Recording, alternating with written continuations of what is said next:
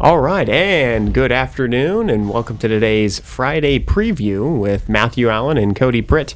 Matt, how are you doing today? Well, doing great, Cody. I hope you're doing well. Hope everybody out there is ready for the holiday weekend. I got an exciting few days coming.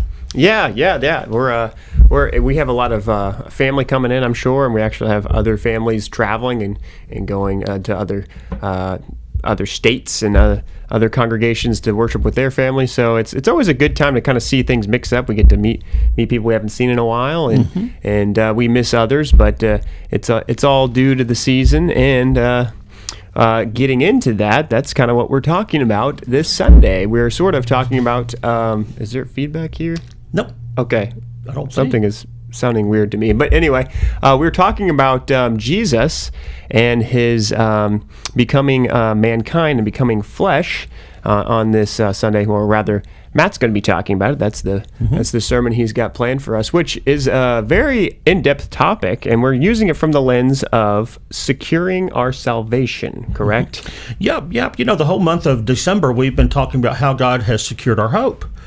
And we are basing that out of Ephesians chapter 1, where we have Paul's prayer there for the early church, and ultimately for us today, as we learn from that prayer that Paul prayed that we would come to a greater realization of the hope that has been set before us. And so during December, we've been going back and taking a look at how God has worked in the past to secure that hope. Last week we were in the book of Hebrews and also in the book of Romans, talking about how God worked through Abraham to secure that hope. And now this Sunday we're going to continue that look in the past by really starting, Cody, all the way back at the beginning in the garden.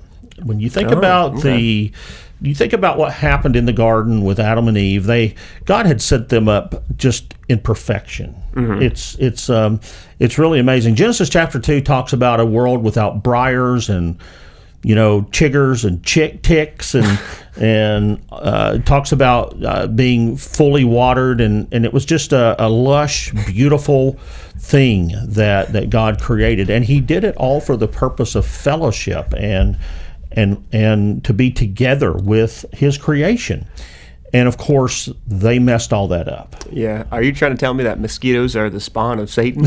I think so, Cody. I think they are. I don't know if that was in the original creation or not, but they certainly are the scourge of our world these days. For sure. But so anyway, you go through the Old Testament history, all of this where God is working to reach out to His people. He tries, after He expels Adam and Eve from the garden, to have a relationship. Man blows that up. Obviously, that culminates in Noah and the flood, and then He works after that with Abraham, and you go through the whole time of Israel, and it's rejection after rejection after rejection. And God had tried to show them His power.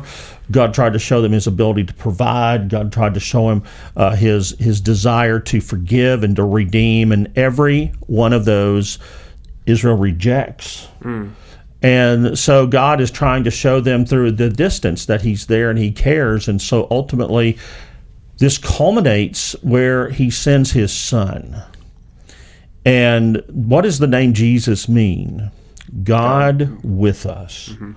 And so we're going to talk today, or Sunday, about the power of what that means. I don't know if we can really grasp that in its fullness, but where would we be without the coming of Christ? Mm-hmm. You have to have His coming to have His death. And so, the world this weekend is focusing on His birth, and I understand that we don't know what day that Jesus was born on, but what we do know is that He came, and we should join in with the world and praise God for the fact that Jesus came.